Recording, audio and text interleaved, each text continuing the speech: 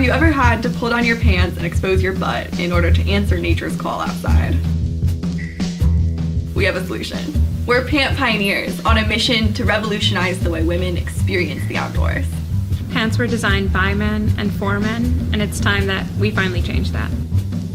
The problem is not our anatomy, it's our clothing. SheFly is a product that lies at the intersection of female empowerment and outdoor accessibility. We have surveyed hundreds of women, and we found that 1 out of 3 women has had a bathroom accident outside. That means that 1 out of 3 grown women have literally peed their pants because they couldn't find a place to go or they couldn't get their layers off in time. It's time to take down the pant patriarchy. SheFly is an outdoor layerable line of pants that easily allow women to relieve themselves in the outdoors without exposing skin to the elements or to other people. Because the second zipper stretches all the way from the bottom of the first zipper to your back, you can control the size and location of the space you need to create, and so no matter your anatomy, SheFly's work with however many layers you have on in whatever environment. And then you just squat and you go, and you're done. You pee hands-free. SheFlies are great when you're hiking, biking, rock climbing, or even if you just find yourself in a situation where you absolutely have to use the bathroom right then and you need privacy and warmth. We're incredibly excited to be entering the market, especially at a time when outdoor companies are looking to make products that are more catered towards the female body and to the growing number of women who are feeling comfortable participating in outdoor sports. We envision a world where one day women don't have to think twice about using the bathroom outside and they're uninhibited by their gear. People tell us that it's crazy this idea hasn't existed before. Having SheFlies makes me feel like I have a superpower. Whether it's number 1 or number 2, SheFly's got you.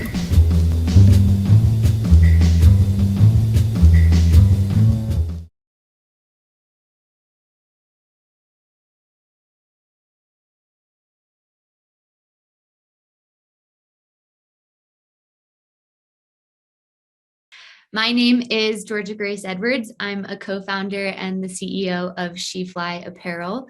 We're on a mission to help everyone answer nature's call, literally. We do that through a layerable line of pants with a patented zipper so women can easily relieve themselves outside without exposing skin to the elements or other people.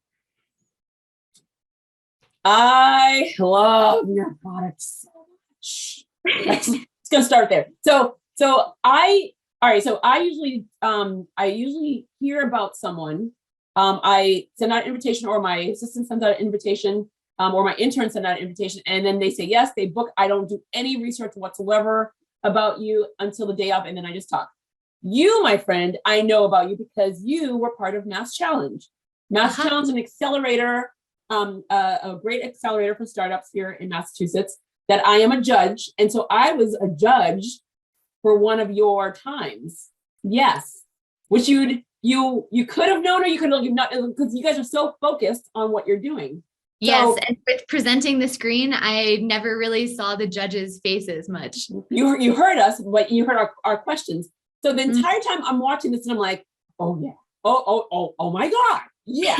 And then during Q&A, because now of course it's all after the fact, during Q&A when we're judging, and some of the guys were like, well, I don't see if there's a problem. I'm like, well, I'll tell you why there's a problem. I'm a camper, and you guys just open up your flies and it's gone. And for us, it's such a pain in the ass. And we have this, I went on a tangent of why this is so important. So I was so excited when you said yes to this podcast, but I was even more excited when you won. So I guess we have you to thank in part for that, at least. That's so funny. I'm glad you were in the room, because any pitch or panel or anything we do, we're always paying attention to the gender ratio in the audience to see how it might affect things. So I'm glad you were there to set people straight. Well, the thing is, because I don't really approach any of you guys until after either you won or lost, or, I should say lost, but when you're no longer in the accelerator is when I approach you to be on the podcast, unless you're one of my teams. If you're one of my teams, then obviously I know where you are, and there's no need cross-pollinating anything. But I was like, I couldn't even wait. I cannot wait to have her on, because this makes sense. But before we even talk about the product, let's rewind the clock, because you are a young lady, and you are young, bright-eyed, bushy, you have the crystalline blue eyes with a sparkling white teeth. But who were you when you were little? Because you didn't just pop out of nowhere and just create this product. So let's talk about from where are you, who are you, where are you from, your family, your friends, your college, your first job. I want to know all of this before we talk about the business. Got it. Okay. Small details here. We have time, so you can talk. I grew up in the Appalachian Mountains of Western Maryland in a small town called Frostburg, which is in one of the 3 counties now that are trying to secede from the rest of the state. So it's a pretty interesting part in that little panhandle of Maryland. I feel like I spent all of my childhood and adolescence pretty focused on making a plan for how I was going to get out of that area. It's a beautiful place, but very typical, small, traditional, conservative Appalachian small town. But I had a great childhood, really close with my family. And I ended up applying to 18 different colleges because I wanted to make sure I had an option of how I was going to escape. And ended up choosing Middlebury College in Vermont. I originally thought I wanted a D1 school in a city, complete polar opposite of where I grew up. But ultimately decided that it was pretty special to be able to live in rural Vermont for 4 years. You can always get a job in the city, but when can you live in a really intentional community like that? And so that's what I did. And Middlebury is between the Green Mountains and the Adirondack Mountains. And so that's where I got a lot more exposure to outdoor activities and sports. My family grew up doing road trips out west or up north in New England almost every summer. I was really lucky in that my dad was a professor, so he had summers off. And so getting junior ranger badges at national parks across the country was kind of my first introduction with car camping, and then got more serious as a backpacking orientation leader in college and did primitive biathlons and learned about ice climbing. And one summer worked as a glacier guide in Alaska, which is where I ended up thinking of the idea for SheFly. Yeah, that's the general overview.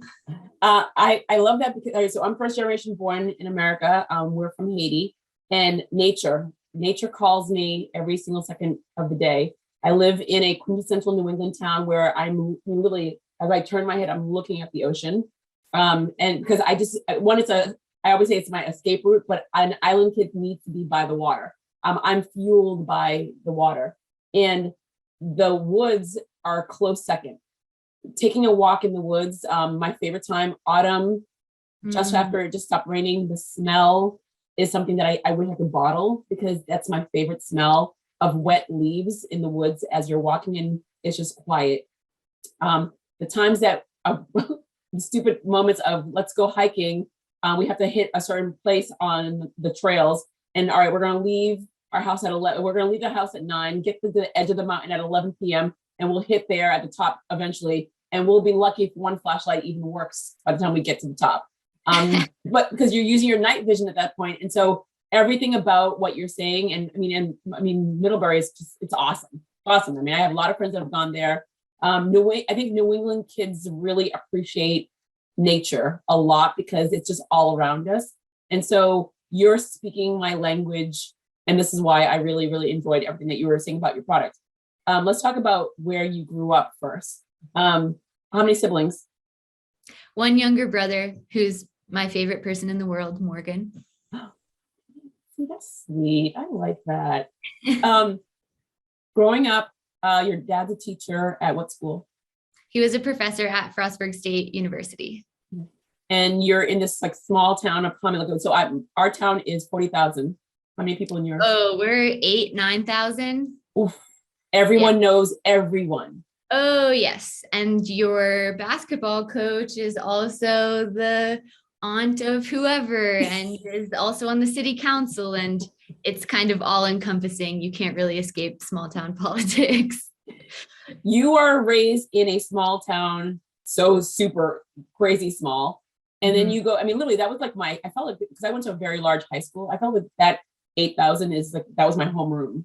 Like literally, no, not even joking. It was, yeah, that's like, I went to a D1 high school. It was crazy. It was like insane. But So now you're like small town, you go to Middlebury, bigger, still small, but bigger. What was it like for you to actually just change that realm? Because it's still community based. Everyone knows everyone. Everyone takes care of everyone, but everyone's kind of like on top of everyone at the same time. So what was the change for you? And 18 schools, dude, like, I mean, how many schools did you get into and why did you pick Vermont? Oh boy. Let's see. So to your first question, that transition, I think the kind of dichotomy between growing up in this small Appalachian town and then going to school at a very prestigious mini Ivy, more students from the top 1% than the bottom 50% kind of environment, that taught me more about the world than anything else, just that social dynamic alone. Like you have to imagine, like I went to school in a place where people wore camouflage to prom and ate venison for lunch that their family had hunted. And then I'm going to school in this place where everyone's wearing vineyard vines and has trust funds. And those two environments are at polar opposite ends of the spectrum. But I've really appreciated both of them in that I feel like I can hold a conversation with anyone from any walk of life. And I've learned a lot about all the different ways to exist in the world. And I feel like I have a more holistic perspective than people I grew up with and people who came from classic feeders to Middlebury, I guess I'll say. Well, you know, and I love how you say that because I mean, and I'm going to say it in a very unique way. I wrote a children's book in 2017, and it's the main characters were, one was Iranian, one was Haitian, and one was Italian with red hair. And everyone's like, there's no Italians with red hair. I'm like, I go, yes, there is. And there's a certain region in Italy where they only have they're redheads. And I sold a lot of books in my town, quintessential New England town, and in Massachusetts, predominantly white, but quintessential New England town. And everyone's like, why is that the case that you, I mean, it's an ethnic book. I'm like, yeah. We don't understand why you sold so many books. I'm like, because people, no matter what color you are, you have a culture, you have an essence of who you are, and you still have to learn. So Italians and Irishes, we hear about Italian and Irish all through our lives about how they clash, but you see more Italians and Irish getting married. And so I go, it doesn't matter what you look like on the outside, but still it's just the essence of who you are. And so you're in Vermont. I go, and I mean, my ex-boyfriend was from Vermont, from beautiful little town of Adamant, where the music school is. Oh, okay. And that was like 4 years of my life. 4 years of my life of being there, but also I'm there all the time because his mom is still my mom. Like, so like I'm always just checking on her and things like that. And so I go there and people are like, you go to Vermont? I go, it's literally like my home. People may look different than me, but we still have connections. And you're teaching me something about your life and your culture and your being. And yeah, I'm learning as long as you're open to it. So I think that's one of the things that maybe, and you tell me if I'm wrong or right, your dad being a professor allows you, and also you traveling around the country allows you to be more culturally aware, but also curious about the other individuals that are around you versus like, I go, oh my God, I can't believe you didn't wear camouflage to your prom. I mean, so although I'm not gonna lie to you, that can be badass though. That's kind of cool. I mean, that would be so awesome. So tell me if I'm wrong, right? Is it because of your upbringing that it was a culture shock, but it was more like I can see the pros and the cons of both? Yeah, no, absolutely. I think I also felt like a bit of an outsider in both environments. Like growing up, we didn't have 7 generations deep. So you're an outsider in Appalachian towns if you don't have that. And then at Middlebury, I think I struggled a lot with imposter syndrome because I was like, oh my gosh, I didn't have an education like this before Middlebury. I didn't know internships like this existed. I remember calling home after the first day of classes. I'd had like a freshman orientation class that was about the plague, the Black Death. And everyone went around the room and introduced themselves and shared a fun fact. And one kid in my class, his fun fact was that he was from Connecticut, but did boarding school in England. And so now he had an English accent, and he had 8 purebred Labradors, each named after a different type of champagne. And I was like, oh my God, I didn't even know there were 8 different types of champagne. I was raised on like moonshine in the woods. Like, and then the next class I went to was a Spanish class, and we talked about our high school Spanish experiences basically. And I was the only person in the room who didn't have a native teacher, a native Spanish speaker as a teacher. And I remember I called home and I was like, guys, we tried our best. This isn't the right place. Better luck next time. But I'm really glad I stuck it out, because I think feeling like an outsider in places really teaches you how to carve out your own path and how to find people with whom you do share values. And that's something that served me up until today. And I think it has a lot to do with starting a business, especially in an industry that's known for being exclusive, which is the outdoor industry. It can be really hard to break into if you weren't raised doing it or don't know anyone in it. And so that's the kind of perspective that I try to bring to it, is how can we make the outdoors more accessible, and how can we make people feel more empowered and more confident in them, regardless of their backgrounds. How did you stick it out? I think it was that curiosity that helped me stick it out, because everything was so new. I'm a big bucket lister, so I'm always keeping a list of everything I want to do. And so that's how I've found myself being a glacier guide in Alaska, or living in Ethiopia for a summer, or whatever it is. And so that constant curiosity, I think, often outweighed the insecurities I felt. I was like, I want to know about this thing, so I'm going to go try it, or I'm going to go ask someone about it. And I think that's what's fueled me the longest, ultimately. Most kids would have literally not stuck it out and would have transferred. I know, no, like, I mean, look, I do know so many people that they're like, you know what, I'm from the North and I want to try it in the South. And I'm going to say it, I'm one of them. I'm from the North. I went to school, University of Houston. The first year, I think I cried every day, because I go, you're a Yankee. I'm like, no, Red Sox. No, what? And I mean, literally, I cried every single day, no exaggeration, for the year, but I refused to go home and be told I was wrong. And so I stuck it out for 2 more years, but then after 2 years, I left. I mean, after 3 years in total, I left. I ended up graduating I transferred here, but ended up graduating from schools up here. With the sticking it out with your company, most people are struggling, whether it's pandemic, whether it's not hitting their bottom line, whether they just don't know how to engage with their target audience. The list can go on and on and on and on and on, and they don't stick it out. What advice would you give to someone that, in regards of like from your experience of school, and now taking that experience from school and looking at what you're doing in work, for anyone that's out there that's an entrepreneur, innovator, what advice would you give them in regards of like, how do I stick it out? Because it's hard. We've chosen to be in one of the hardest jobs in the world, starting our own company. So we are accountable to ourselves. So what would you say to them? I'd say really listen to the people who are your cheerleaders. I think there's so much advice out there about, only start a company with your best friends because you can work with them, or only start a company with people who fit a specific role like CTO or CFO, or only start a business with people you don't know so that you don't lose anything if the marriage goes badly.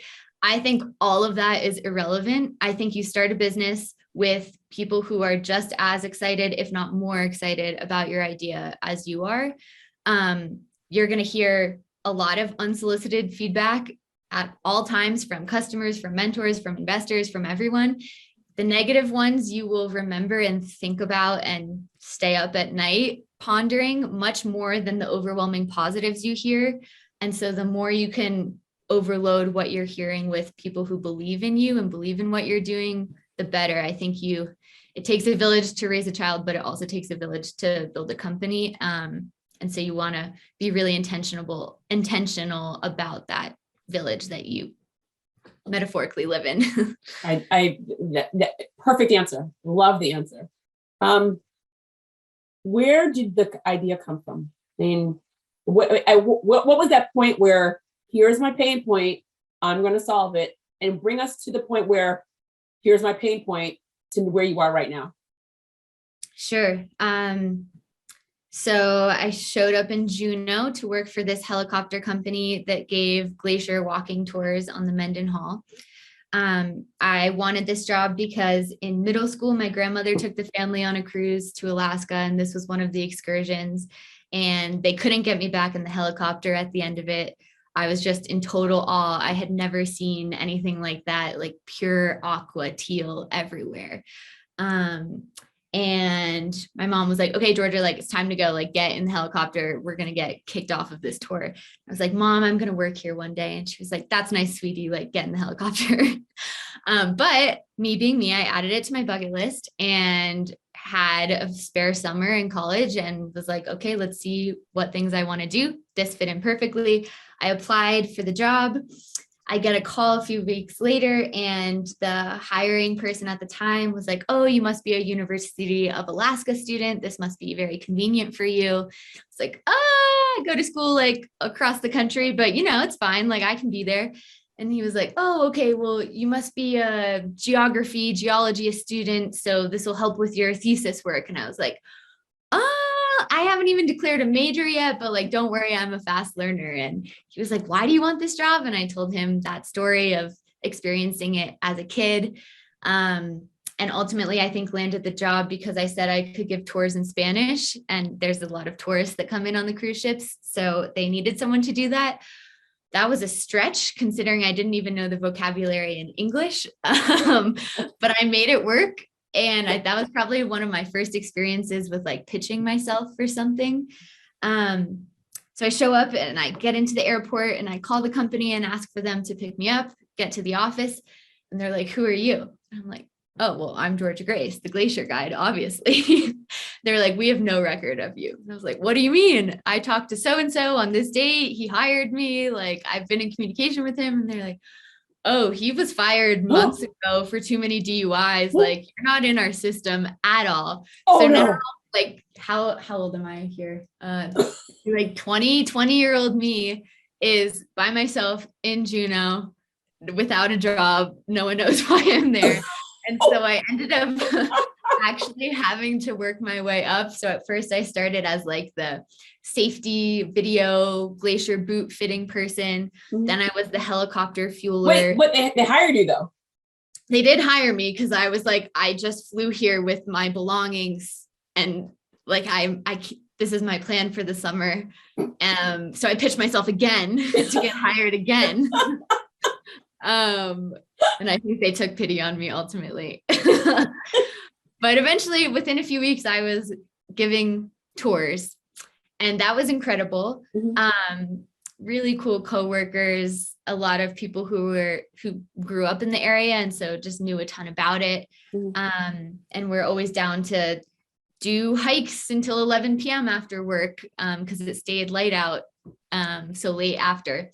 And we had long days. The commute to the glacier was a helicopter ride. And then you're up there for 8 to 12 hours a day on the ice outside. There's a little tent that you can like eat lunch in, but that's about it. And I was sometimes I was the only woman guide. Sometimes I was one of a handful. Yep.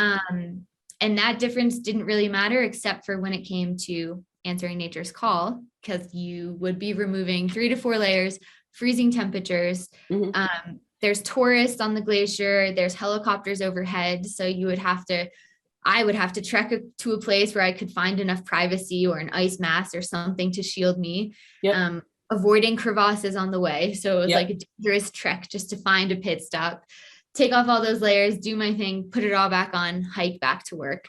And that whole process was a huge waste of time. It was a huge waste of energy. And I was always freezing for hours after, to the point where by the end of the summer, I was just dehydrating myself. I was like, okay, you can have half a water bottle today. That's it. You can use the bathroom when you get off the glacier, but we're not dealing with it while we're on the glacier. Yeah, that's not healthy. No, it's not healthy. But unfortunately, that is not an uncommon story among women in the outdoors, as we have found out. And that was my solution for the summer. But I at the end, I was just like, there has got to be a better way to do this. And I don't think I realized I was doing this in real time, but many of my friends from college have since told me like, oh yeah, after that summer, pretty much every hike, you would always bring this up. And so I think I was just kind of constantly bouncing this idea off of others and seeing if it was a pain point for them or if they'd ever thought about it. Everyone had. The next summer, I worked in Salt Lake City at Goldman Sachs, and that's where I met my first co-founder, Bianca Gonzalez. And neither of us were huge fans of the internship, but we really bonded. Wait a second. Uh-huh. Alaska, Goldman Sachs. Yes. How did that happen? Like there's a missing moment here. I'm like, I go, what? I don't understand. Okay, so this is a whole nother story. I ended up being an international politics and economics major at Middlebury. I wanted to study abroad in a place where I could get the exact opposite perspective on those two fields than what I was getting at a progressive liberal arts school. And so Cuba was the place I wanted to go. My financial aid at Middlebury did not transfer to Cuba. Middlebury said I had to make a GoFundMe if I wanted to make this happen. I raised the however many $1,000s I needed from friends and family on this GoFundMe page. Right before I hit the goal, I was hacked. I lost all the thousands that I had raised of other people's money. Went back to Middlebury and was like, this is exactly why I didn't want to make a GoFundMe. This is not a sustainable way to fund an education. Oh, crap.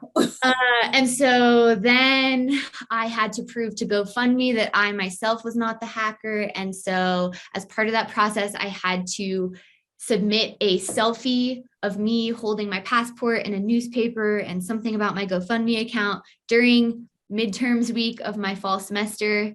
I dropped my phone while trying to take this selfie onto my computer mouse pad, cracked the whole trackpad, cracked my phone screen. So in the span of a week, I am out several thousands of dollars, a laptop and a phone.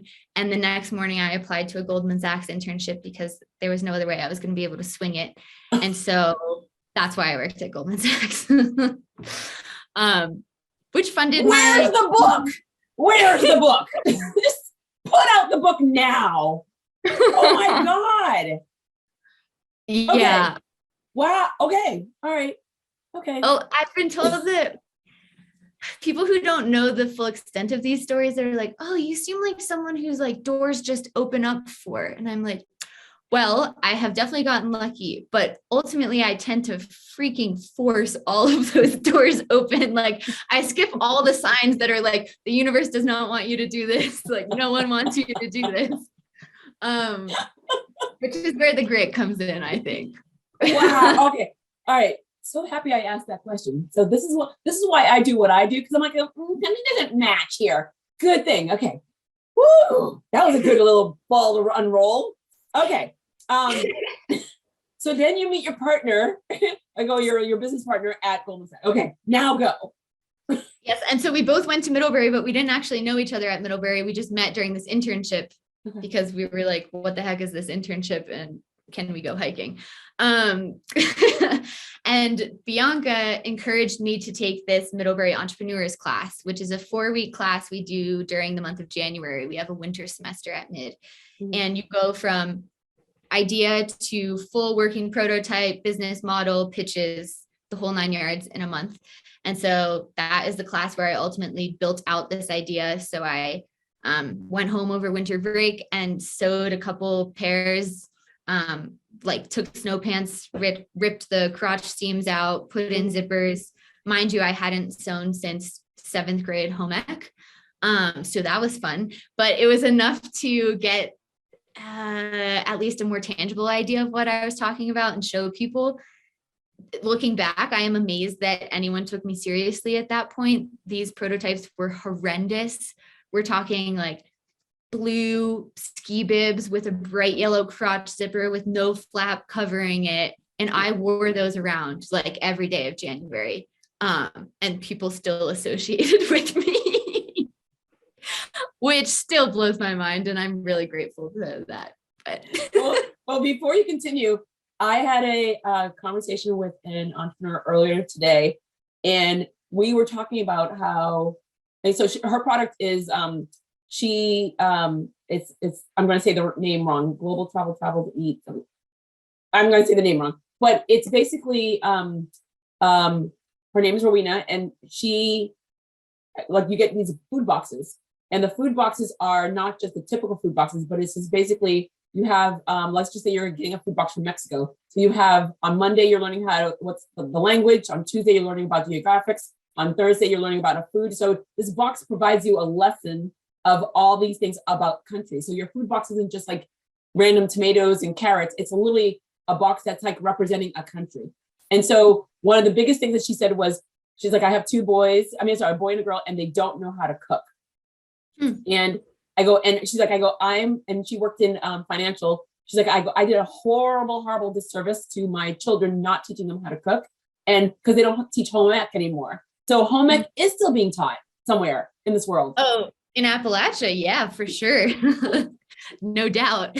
Okay. Because that's one of the things like where people keep talking about, I mean, and you're young. So that means it was recently-ish, but still like, that is one of those things where they're taking it out of most schools, but it's common sense things that you need every day in your life. You do have a point. Yeah. We learned how to make toad in a hole. And What? This is a classic dish of my homeland. It is a white piece of bread, like Wonder Bread, and you take a cup and you turn it upside down on the piece of bread and carve out a perfect circle in the middle, and you plop an egg right in there in a pan. And so you cook an egg within the middle of a piece of white bread, and that is part of a balanced and nutritious breakfast where I come from. Well, you get toast in the yeah. Yeah. I mean, I've seen it on Pinterest. I just never thought about making it. I can totally teach you. All right. So this is why I love that whole entire concept of home ec. You are a business owner because of that one moment of time in home ec that taught you how to sew, and you hadn't sewed in a long time, but you were able to remember the skill enough to actually create a prototype. I hadn't thought about it like that, but that's a great point. I probably owe Mrs. McBride a huge thank you at this point. And also my childhood best friend, Claire Romaine, she sewed some of her own prom dresses. She's actually skilled, and she was a huge help during that stage too. See, I hear things and I'm like, let's just pull back I'm just pulling back the onion, man, pulling back the onion. All right. So now you're like, you have the prototype, you're testing it out, you're wearing it. It works. It works. Yeah. Going to school at Middlebury, like we were hiking or spending time outside every single day. So there were plenty of people who were eager to test it. And in those early days, we kind of functioned as more of a service than a product business because, we didn't have our own product to sell really, but professors and other students and friends would approach us and say, hey, can you sew a zipper into my cross-country ski pants? Or can you put one into my fuzzy pajama pants that I use for winter camping? And we would say, we sure can. It's not going to look great. And they'd be like, no, I'm desperate for this functionality. And I think that craving of demand for this kind of technology has not gone away, which is why we have a wait list of 6,000 people right now. I'm one of them. That really helps solidify the idea. Yeah, you're one of them. Thank you. Like literally the second that you said, go on our website. And literally you weren't even done pitching. And I went on. Yeah. Oh, I appreciate that. And all right. So what are the when you're thinking about this product, so you the home ec class, the prototyping, you're wearing it, people are asking you to do this.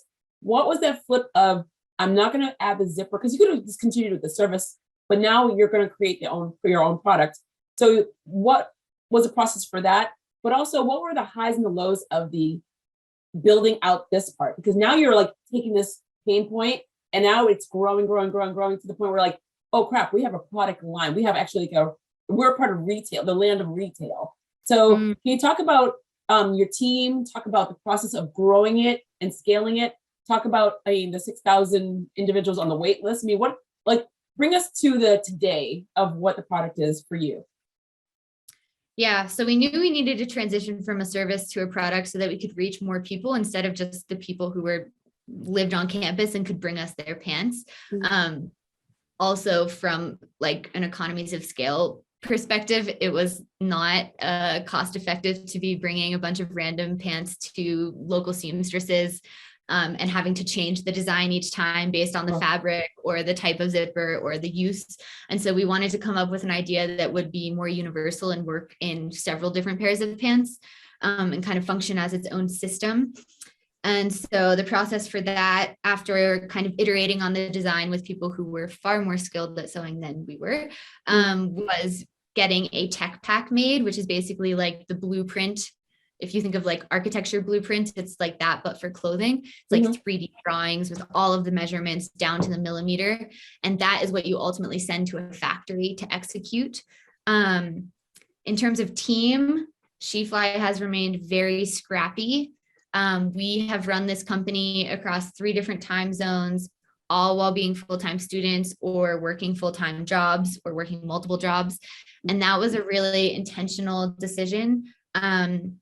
One, because none of the founders, our third co-founder is Charlotte Massey. She hopped on board right after that Middlebury entrepreneurs class and helped with our website and lots of marketing. One, we didn't have the capital to keep going at the pace that we were, just paying for materials and then all of the legal costs. We've really prioritized intellectual property because licensing our idea to make it more accessible across the board is something that's really important to us. So that's why we all decided to work our own jobs. And then on a personal level, it was really important to me to be financially and I guess professionally independent before going all in with something that's super risky. That's definitely against all pieces of advice that we received. Everyone was like, oh, drop out of college in our final semester.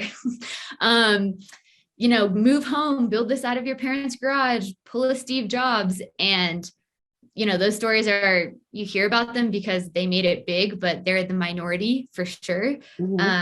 And especially as female entrepreneurs, I didn't want us to be in a situation where we couldn't take care of ourselves or we couldn't have our own personal networks or bring skills to the business. So we all kind of established initial careers in different paths. And then in the last 3 months have gone full-time with SheFly, but that's been very new following 2 accelerators and a pandemic and a lot of other things.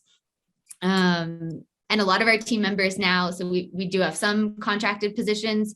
We hopefully will start hiring officially Q1 of 2022, which is really exciting to be able to employ people who have been with us from the start and really functioned as interns or volunteers and all of that, which are all positions that I never could have taken advantage of in college because I needed a paid job. So it's important to me to be able to pay people fairly for their labor, which is hard to do when you're under the pressures of being a scrappy startup. No, it's true. You said the word, and I'm going to bring it right there. March 2020, you have a business, you're part of accelerators, you are still in school at this time, I believe? No, when did you graduate? I graduated in 2018 and Charlotte graduated the following year, but other people on our team are still at Middlebury College. So we're in a pandemic. You start hearing the noise that we're going like something's going on, but it's 2020 and we're excited. Yay, 2020, we're excited. And then everything shuts down. What was it like for you guys, for your team, for you being one of the founders, taking care of the team, taking care of yourself, taking care of your product while also being accelerators and et cetera? In some ways, we were one of the hardest hit kind of areas and businesses. In other ways, we were really lucky because none of us were full-time employed by SheFly. We weren't depending on it for our livelihoods. So we could pivot and hang in there because we, didn't have a ton of revenue going on then anyway. But for us, we did a crowdfunding campaign on iFund Women in spring of 2019. And that was 367% funded in just over a month. So it was really great. we were 2/3 of the way through producing those orders when COVID hit. And we were using a fair trade zero waste factory out of India that my co-founder Charlotte had actually visited, vetted, been there for weeks overseeing production. And when COVID hit, we basically got an email from the owner who said, hey, first it was a temporary shutdown based on the government mandated lockdown in India at that time. This was, March, April timeline of 2020. And then in around June, I think we got an email that said, turns out we're going out of business. We have sold off the machines. You're losing everything. The tens of thousands of yards of fabric we had housed there, all of our hardware, all of our patterns, all of the institutional knowledge, like everything gone overnight. Wait, why couldn't they wait? What? I mean, you lost all the stuff that you invested in money, the time, the learning, etc. So where does it all go? Well, where does it go? Well, I think a lot of the machinery was sold off to someone else to help the factory get out of debt. We could have tried to ship these huge rolls of fabric elsewhere, but we didn't have another factory set up at the time. And this is the unfortunate part of apparel. Well, there's a few different unfortunate parts, but in terms of waste, it is far more expensive to ship those raw materials than it is to just buy new ones. And we already had lost everything we'd earned that we'd invested in this inventory. Yeah. So we definitely didn't have the money to ship it out. And then because of the government mandated lockdown in India, there was no transport of non-essential goods permitted at all. And SheFlies were not considered essential goods, even though we would all disagree. You were needed. I mean, I have to say, I personally would think that you were needed because you couldn't go up, but you couldn't go to work. You couldn't go up, but people could go to take a walk in the woods. Right. So one would, in my mind, one would assume, and also people were just constantly buying things to feel good. Yes. I had those impulse buys. I know. Yeah, you and me both. And that's unfortunate. We weren't able to capitalize on any of that boom in online shopping that happened under COVID because we didn't have any inventory. We still have orders that we owe those people who never got the initial production run from India. But that's okay. We're making it work. And so we've spent the last year completely rebuilding our supply chain. Now we're hooked up with a factory that's really well vetted. It's used by Prana, Quick Feet, Stio. So that's been great. And we're all set up for 6,000 units to land here in the spring. Awesome. I love it. That's so good. So will you have a brick and mortar? Will this be an online purchase only? Will this be incorporated in stores? How will more people get access to you? Because right now, as we've seen, because of COVID, so many stores are doing so much better e-commerce versus having a brick and mortar. What were your initial plans, and what are they now going forward? We are going to be, for the most part, online direct to consumer on our website, www.sheflyapparel.com.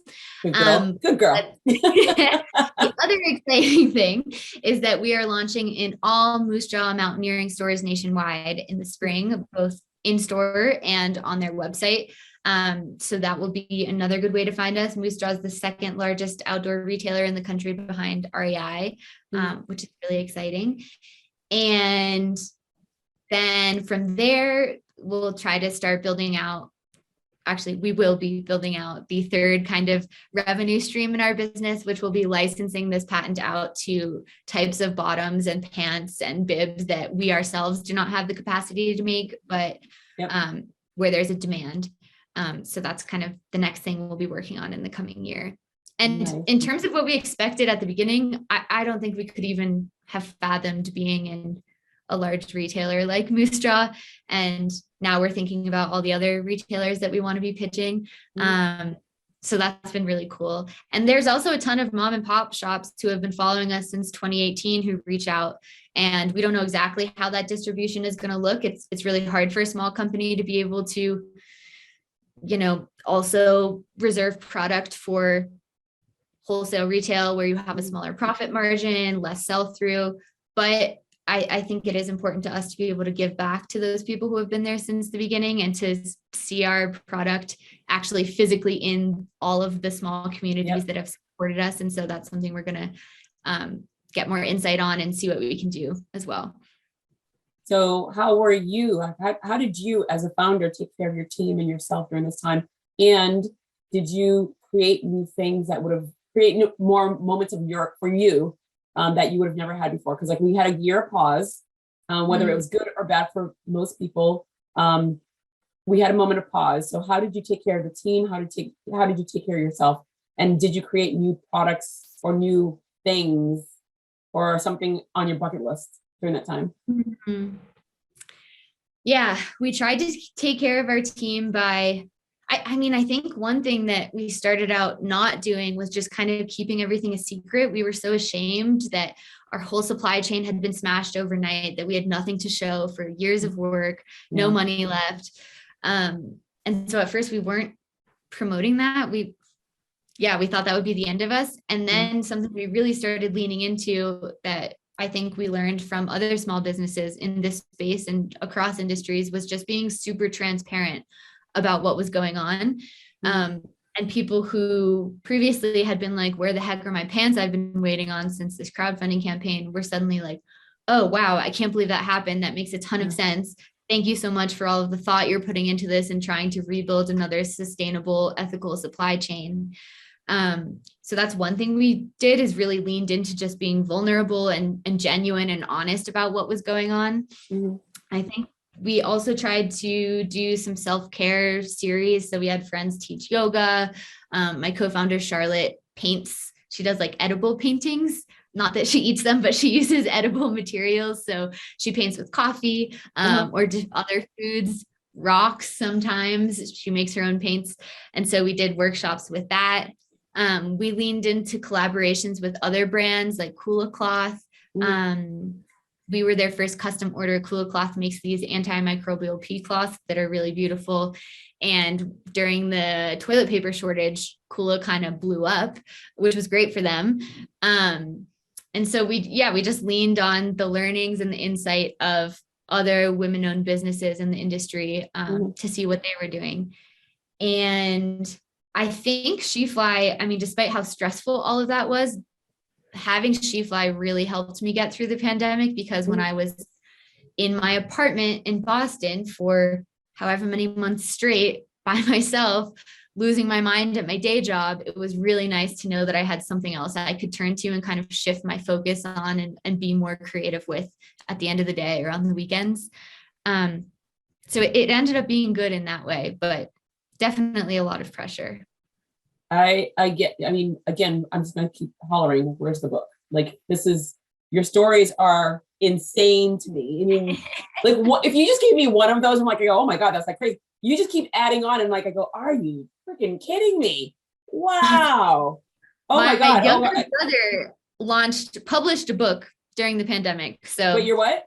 My younger brother published a book during the pandemic called An Outliers Tribe, which goes into more detail about growing up and going to liberal arts schools. He goes to Bowdoin in Maine, but his book is another great school. Love that school too, out in the woods. I have 6 books coming out this year. Oh my gosh. Because why had the time? The thing is, like, we are the A-types of the world. And it's so funny. One day I really looked up A-type, and A-type doesn't really mean what people say it is, because it's kind of like B-types, but whatever's. If there's something out there that you want to say or share or do, we kind of just do it.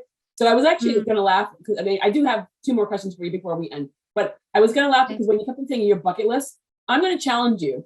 I want you to come up with 3 lists. So I have 3 lists. I have the bucket list, attainable, could do it any day.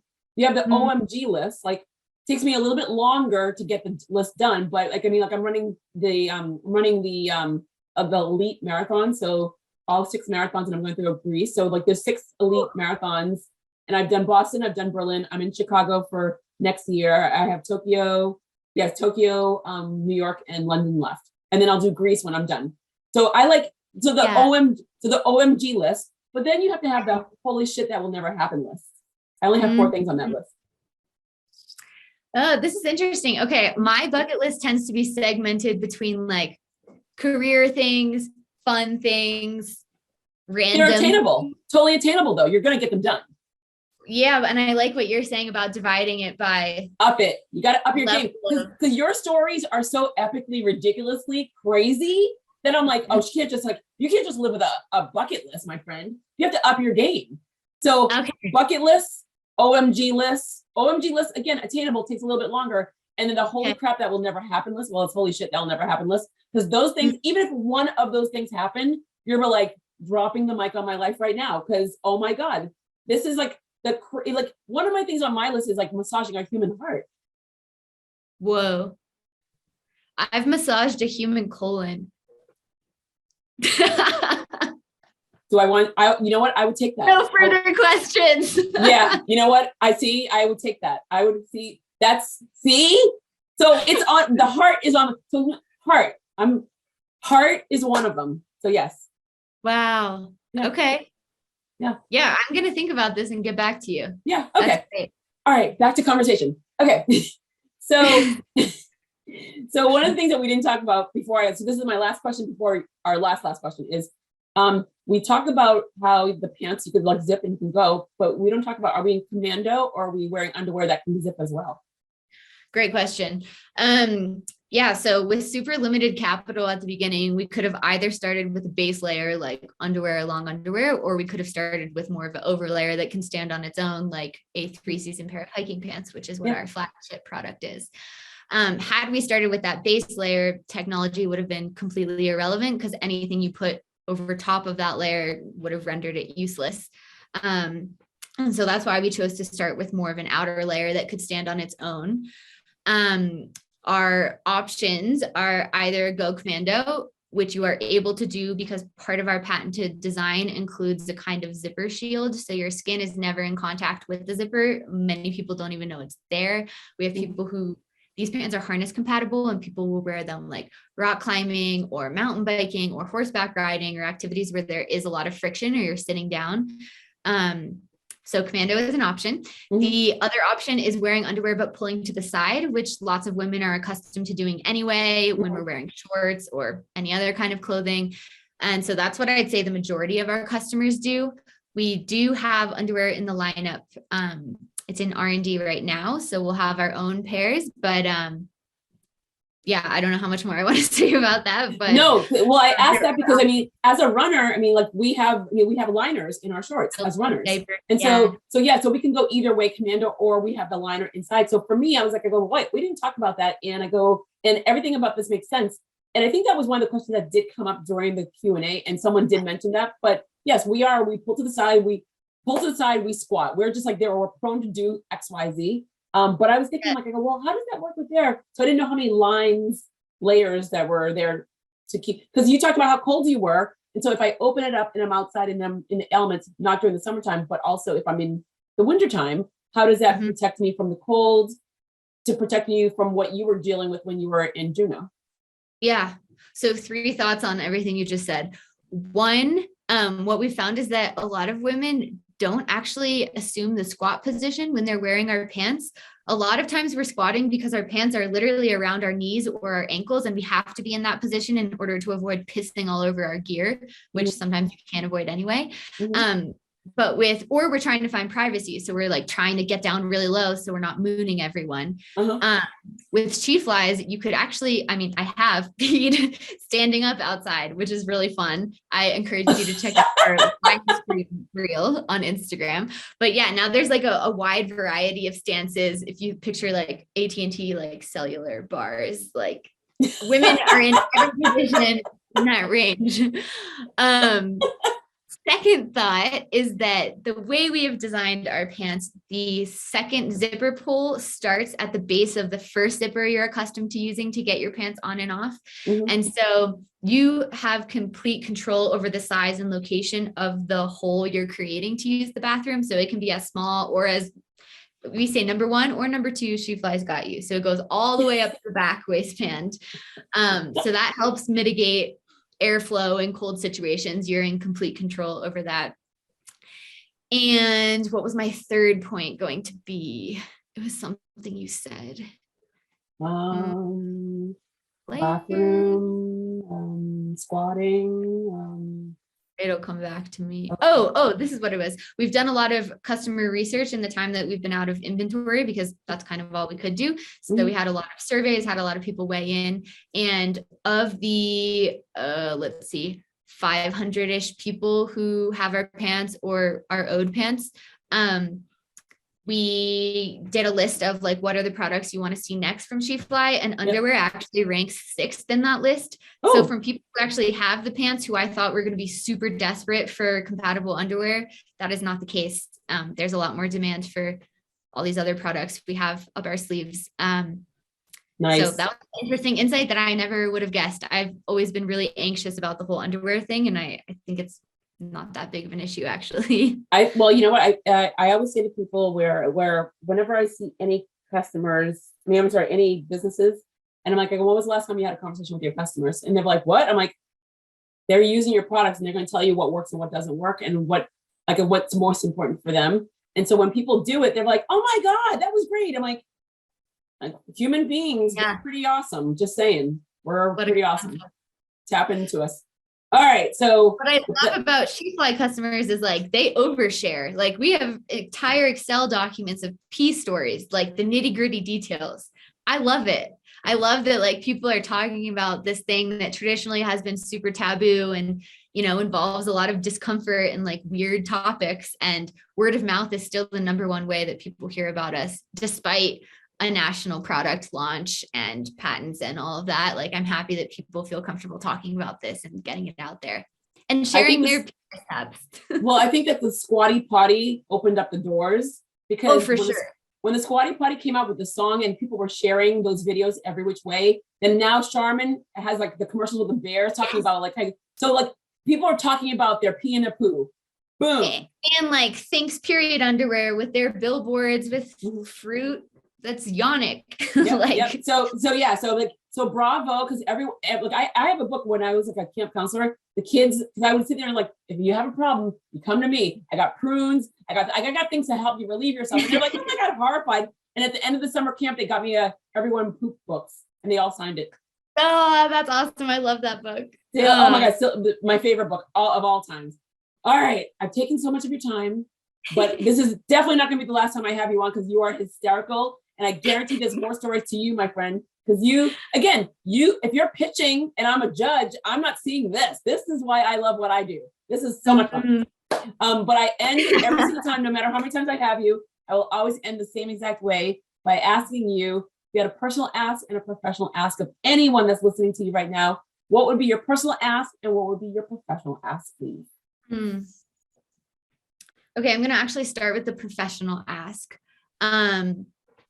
Because we are preparing for hiring, and I think this episode will launch right before that happens. If anyone listening to this has connections in the outdoor apparel industry or retail or supply chain distribution, or marketing of products like this, please reach out. We would love to pick your brain and maybe offer you a position.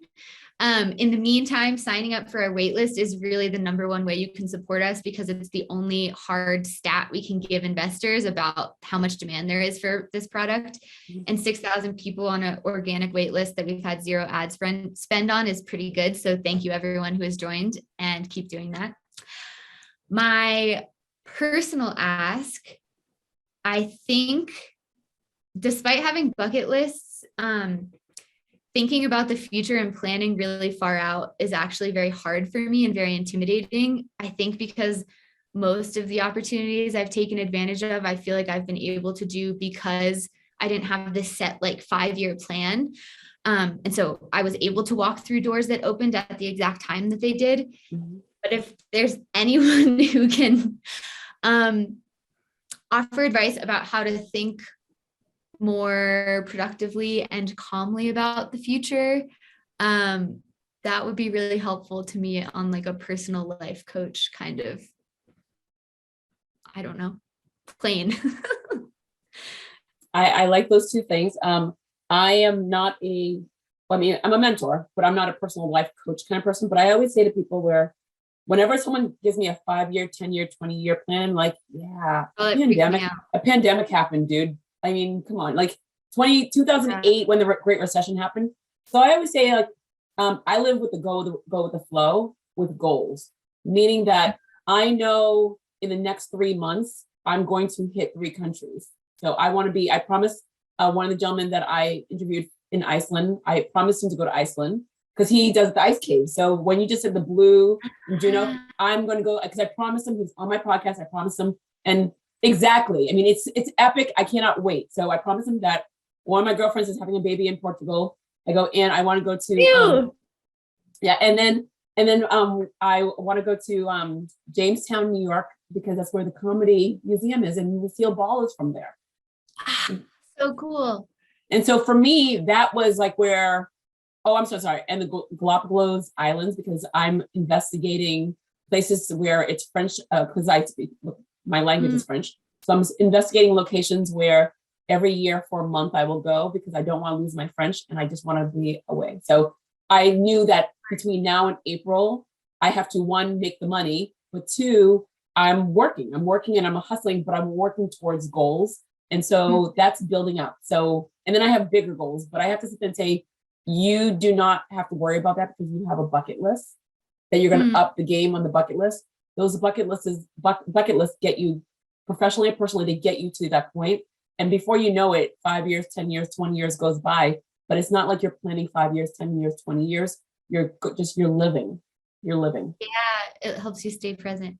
Okay, great. Well, sounds like I don't actually need to go anywhere else for my professional or my personal ask. It was all solved in this 45-minute conversation. So thanks for that. Oh my God, Georgia, you're awesome. You're fun. You're funny. You're fun. You're engaging. This is why literally I saw the pants and I'm like, but everything you said today, I'm like, didn't see that one coming. Oh my God. Oh my God. That's how my life is. I don't see any of it coming. I thought I had a crazy life, but when you are in Massachusetts again, we're going to sit down and have like drinks and we're going to talk about so many more things. Okay. I'm coming January. I'd love to meet. Yay. I'm here unless I'm like in Portugal or Iceland or whatever. But yeah. No, I think that's another great point too, is just like, especially after this year, we've had to take things seriously, absolutely. But if you're not able to laugh about the ridiculousness of everything and of ourselves, it's really hard to get through anything. I think humor is this really underestimated part of grit that no one really talks about. And finding the humor and being able to laugh about it and own it, like, yeah, I'm the P Pants girl. Like, anything else I can tell you on a first date? I went to 4 funerals of relatives, like not from COVID, from like cancer. Cancer is the beast of all beasts. People keep forgetting it's still out there. And I'm telling you, when I've been laughing, I've been having a great time. Like podcasts and stuff like that. The best hardcore belly laugh where you're thinking you're going to choke and your eyes are watery at the funerals with my cousins. Totally agree. Best 4 of the most amazing. Literally, people are like, oh my God. I'm like, I go, us Caribbean people, we talk about death all the time, but it is what it is. But we had the best time ever in our sadness. And I was like, I would have never not gone. Like, look, I hear funeral. I'm like, what time? I'm going. I'm going. I completely agree. This is a story for another time, but I lost my dad my senior year of college while SheFly was starting. And finding spaces where you could poke fun at something that's so not funny is really what got me through grief. Shout out to the Dead Parent Society at Middlebury College. Y'all are awesome. Also, Dinner Party Table is a nonprofit nationwide in cities for people in their 20s who have lost a parent or a sibling. They are really onto something. Another thing I highly recommend for anyone who's experienced loss during the pandemic or otherwise. I have to say that my dad died 6 years ago of cancer.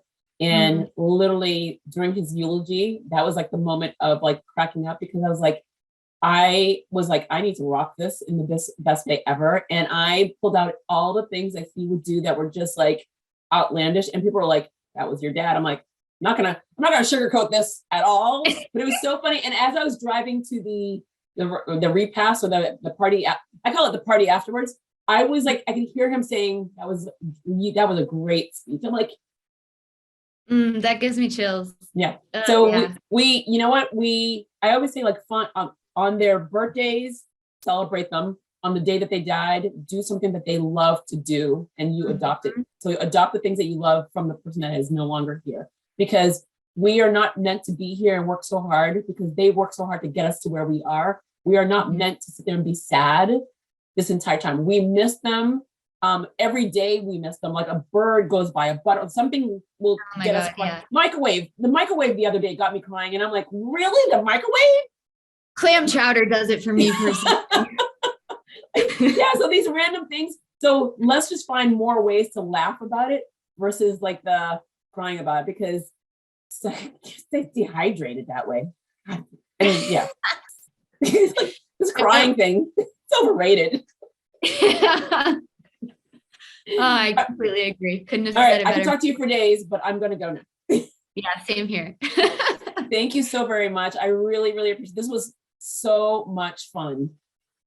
Thank you. This was a great way to start my day. And I can't wait to talk to you again.